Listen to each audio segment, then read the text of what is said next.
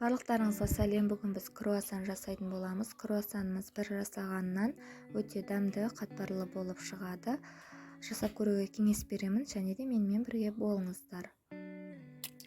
Ең алдымен ыдысымызға жұмыртқаның ағын, жұмыртқаның сарысын алып қоямыз.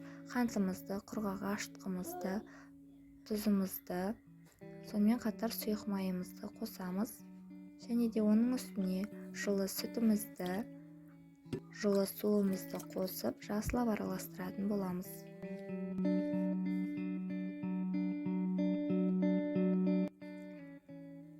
Електен өткізілген ұнымызды қосып, жақсылап араластырып, қамыр илейтін боламыз.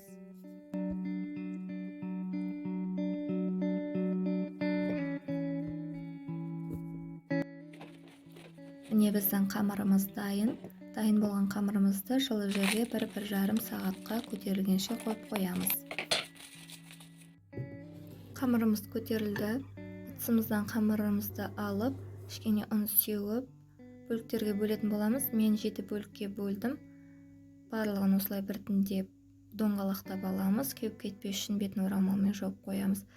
Кішкене ұн сеуіп, жәймендеп, барлығын біртіндеп, орташа деңгейде қамыр жаятын боламыз. Әр жайған қамырымыздың үстіне ұн сеуіп отырамыз. Сол кезде біздің қамырларымыз жабыспайды.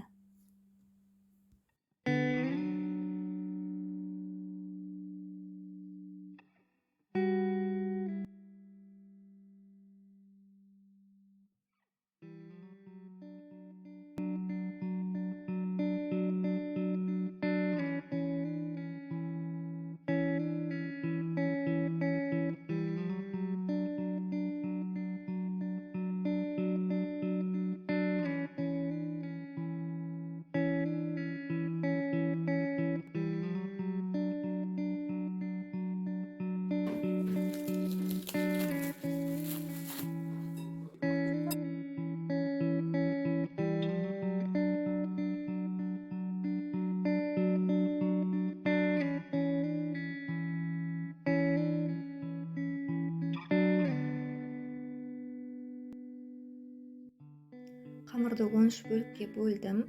Қамырдың әр шетін кішкенеден кесіп шығамыз. Ішіне салмасын саламыз. Және де круассандарымызды тығыздап орайтын боламыз. Міне біздің круассандарымыз дайын. Жұмыртқаның сарысына кішкене сүт қосып, барлық круассандардың бетіне жағып шығамыз.